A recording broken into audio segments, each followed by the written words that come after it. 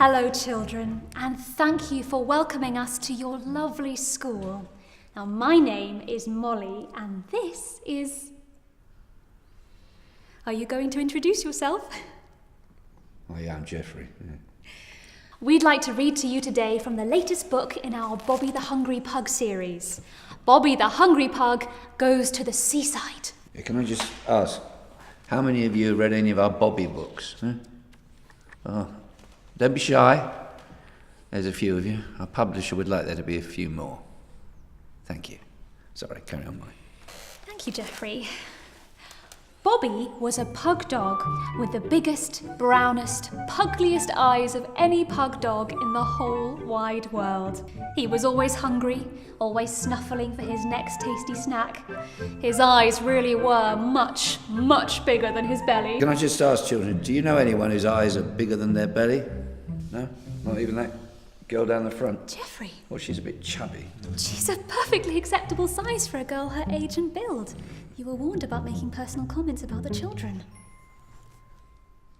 One day, while Nick and Susan were giving Bobby his bath, they told him a secret. "Guess what?" said Susan. "We're going to the seaside tomorrow, and you're coming with us." Wow, thought Bobby. I wonder what delicious treats I'll be able to find at the seaside. Yeah, food poisoning probably, because you got that the last time we went to Margate. Do you remember? 3 days and that shit up. The big day finally arrived, and Bobby leapt up into the car. He jumped up and down and shook from side to side with excitement. Yeah, I'm sorry, I just can't leave it. Look, this political correctness has really gone too far. If a kid's overweight, they really should know about God's it. sake, Geoffrey! Have you been drinking again? What's that got to do with anything? I had a cup with Tony, if you must know. He's not been the same since that split up with Liz. The car was loaded up, and pretty soon it was time to be off. He did that bit. Bobby loved riding in the car. He'd put his head out the window and feel the breeze as it flapped his ears and played around his wrinkled snout. Yeah, actually, I shouldn't have put that bit in. It's really dangerous, because there's a Doberman riding in the States with its head out of the window, got blindsided by a truck, head knocked clean off, just like that. Not like that, just like that. For God's sake, Geoffrey, why are you even here? I've been asking myself that. I could be in a pub with Tony. Why is that girl crying? Maybe she's upset about the Doberman's head bouncing down the interstate. "Let's get the bucket and collect shells," said Susan. The two children ran off, leaving Bobby to guard the rucksack full of sandwiches. Is it lunchtime yet? Thought Bobby. Yeah, because I'm starving. I should have something in the cafe. They've got a cafe here. It's a primary school. Can we just get through this without any more interruptions? Bobby didn't like the way those nosy seagulls were looking at the rucksack full of sandwiches. He barked and barked, sending those bothersome birds fluttering up into the sky. This used to be fun. When did it stop being fun? God, you really have been drinking, haven't you? We will talk about this later. Well, Tony's really out of sorts since that business with Liz. You'd never leave me for someone else, would you? Pretty soon it was time to go home. Who wants fish and chips? Asked Dad. Everyone thought this was an excellent idea. The end! What is this, the abridged version? You've left out the rock pulpit and the chase with Jemima, the Jack Russell. You can't shortchange the kids. We are contractually obliged to the local authority for at least another 10 minutes. You should have thought of that before you got shit-faced with Tony. Do you have any questions, children?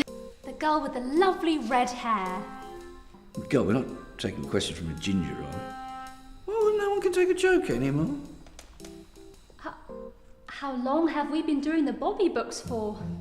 Ooh, some people might say too long. How long has it been now, Jeff? Must be about 12 years. Teaching work had all dried up. I got myself a bit of a reputation. Well, Molly's always been a great illustrator, so I thought I'd have a crack at writing a book for her. It's for kids. How difficult can it be?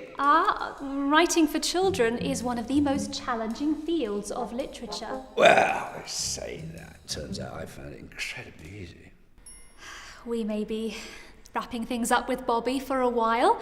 We've been working on some new characters. Yeah, our publisher wants new, fresh ideas, whatever that means. It's for kids. I mean, look at all the tosh Enid Blyton turned out. Enid Blyton had loads of characters. Yeah, don't get me started. The famous 5 is just a secret 7 with 2 kids trapped down a mine shaft. Any more questions? Do you have any children? Do we have any children? That's a very personal question, but no, not so far. Believe me, we try. A lot.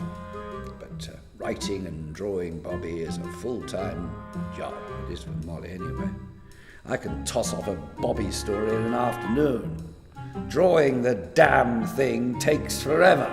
Molly wouldn't have time for that, and a child as well. Oh, you could help out once you finish tossing off Bobby.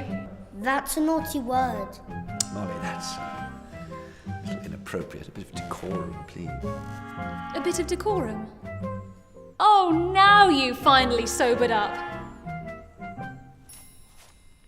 Thank you, children, for that very grown-up question, which I think deserves a very grown-up answer. No, we don't have children, and no, it's not for the lack of trying. I would love to have children, but Molly. Unfortunately, Uncle Geoffrey is firing blanks. And what's worse, he doesn't care where he fires them.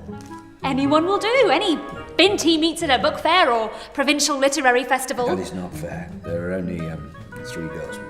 4 if you count the one on Hay on Wye. It's an innocent fumble behind the hydrangeas. It's a sickness. It is not an illness, it is a chronic condition which has lasted 15 bloody years. Right. Time for one more question, then we really have to wrap things up. Yes, at the back. What are you working on next? Oh,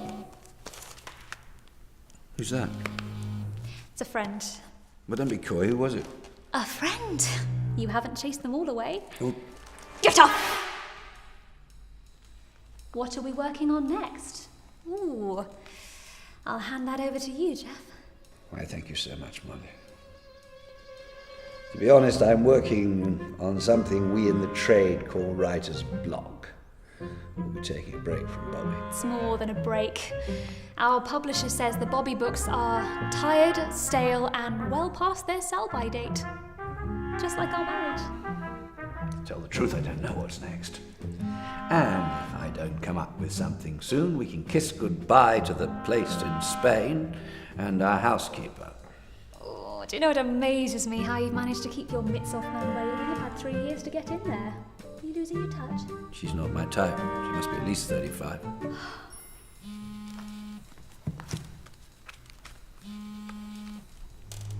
Hi. Yes. Yes, I'm here with him now. No, I've not told him yet. He went and got completely rat-arsed with Tony. We're at a primary school. Didn't seem to be the right time or place. As it happens, I think the timing is perfect. Yes. Yes, I'll see you later. Love you. Who the bloody buggering bollocks was that? I've been meaning to tell you for some time now. We didn't mean for things to get this serious. You're leaving me. I've not been happy with the way things have been for quite some time now, and neither has Liz. I want to explore my sexuality. You're leaving me for my best mate's missus. It's hardly going up the bloody Congo. Sorry, Jeff. Well, I think we're done here. Thank you, and we hope you enjoyed the final adventures of Bobby the Hungry Pug, and we'll be signing and selling books in the foyer afterwards. Thank you, and goodbye. You can't be a lesbian. You're a children's book illustrator. What's a lesbian? What about Bobby? Oh, you can have custody of Bobby, or you can put him to sleep, whatever floats your boat. Oh, and Geoffrey. Yeah? I'm doing my next book with David Walliams. I prefer David Williams' earlier stuff. What, Gangster Granny? No, Little Britain.